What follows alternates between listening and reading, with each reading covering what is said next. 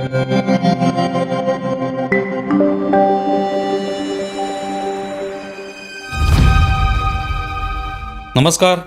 News डंकामध्ये मी महेश विचारे आपल्या सगळ्यांचं मनपूर्वक स्वागत करतो. मित्रांनो, विविध महानगरपालिकांच्या निवडणुकीसाठी उमेदवारी अर्ज भरण्याची 30 डिसेंबर ही अंतिम तारीख असताना आता सगळ्याच पक्षांनी आपापले उमेदवार जाहीर करण्यास सुरुवात केली. अर्थात सगळे उमेदवार अद्याप जाहीर झाले नसले तरी प्रत्येक पक्षाचे अर्ध्यापेक्षा अधिक उमेदवार जाहीर झालेले आहेत. भारतीय जनता पार्टीने मुंबईतील 70 उमेदवारांची यादी जाहीर केल्यानंतर त्यातील 20 उमेदवार हे अमराठी उमेदवार असल्याचे सांगत त्यातूनच आता मुंबईचा महापौर होणार अशी टीका विरोधी पक्षांनी किंवा त्यांच्या समर्थकांनी करायला सुरुवात केली. वास्तविक ही सगळी चर्चा काही महिन्यांपूर्वी हिंदी आणि मराठी भाषेच्या वादातून सुरू झाली. हिंदी भाषेची सक्ती करू देणार नाही असा पवित्रा घेत उद्धव ठाकरे आणि राज ठाकरे बंधू एकत्र आले होते. तो मुळात या निवडणुकीचा पाया होता. आगामी पालिका निवडणुका डोळ्यासमोर ठेवून मराठी मतांचं राजकारण करण्याची नामी संधी असल्यामुळेच हिंदी भाषेला विरोध केला गेला. त्याबरोबरच मुंबईतील अमराठी माणसांना झोडपण्याचे काही प्रकारही झाले. त्यातून मग मुंबई मराठी माणसाची नाही कुणाच्या बापाची अशा घोषणा देण्यात येऊ लागल्या. मराठी माणसा जागा हो, रात्र वैऱ्याची आहे ही घोषणा देखील मराठी मतं एक गट्टा आपल्याकडे यावीत या उद्देशानेच केली गेली होती. त्यातूनच आता भाजपाच्या मतदार यादीकडे या सगळ्या पक्षांचं लक्ष होतं.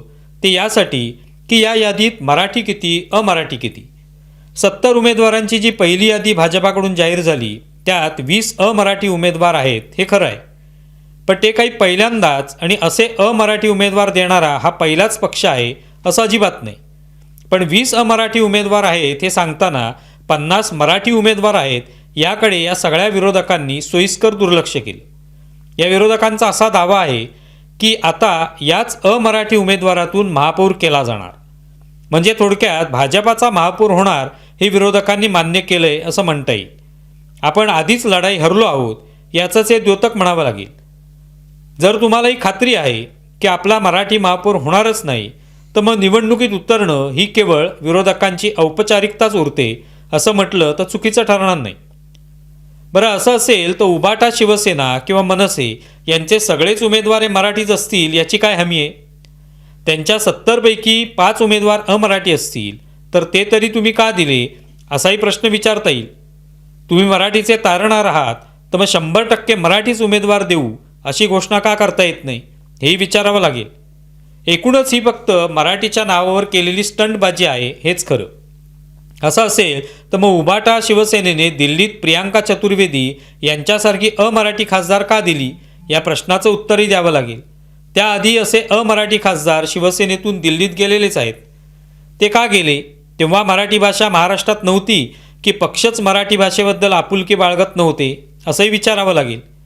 एवढंच असेल तर मुंबई महानगरपालिकाच कशाला? मराठी ही अवघ्या महाराष्ट्राची भाषा आहे. मग महाराष्ट्रातील विधानसभा निवडणुकीतही एकही अमराठी उमेदवार आम्ही देणार नाही.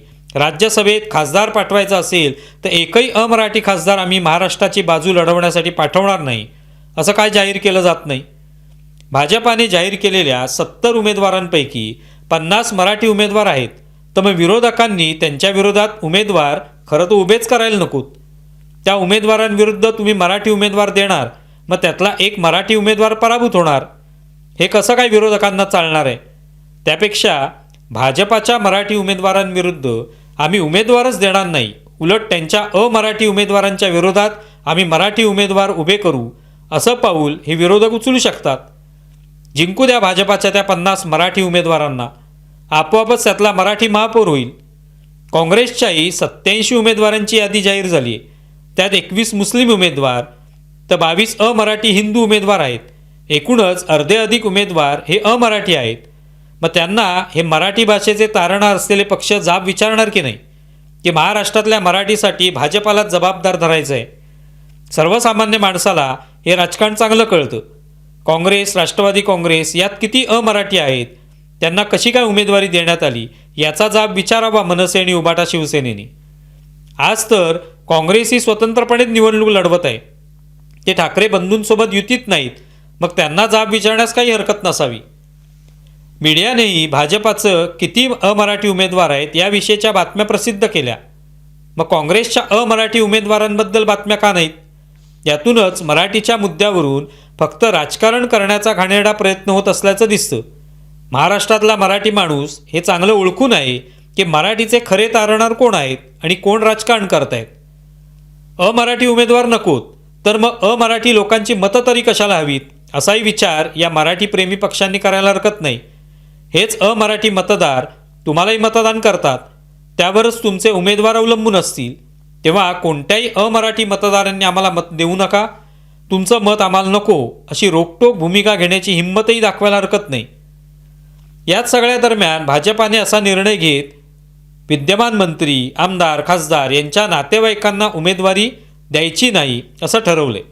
त्यामुळे ज्यांनी अर्ज भरले त्यांचे अर्ज मागे घेतले गेले किंवा त्यांनी या निवडणुकीत आपल्या नातेवाईकाला निवडणुकीत न उतरवण्याचं ठरवलं. हा चांगला निर्णय नाही का?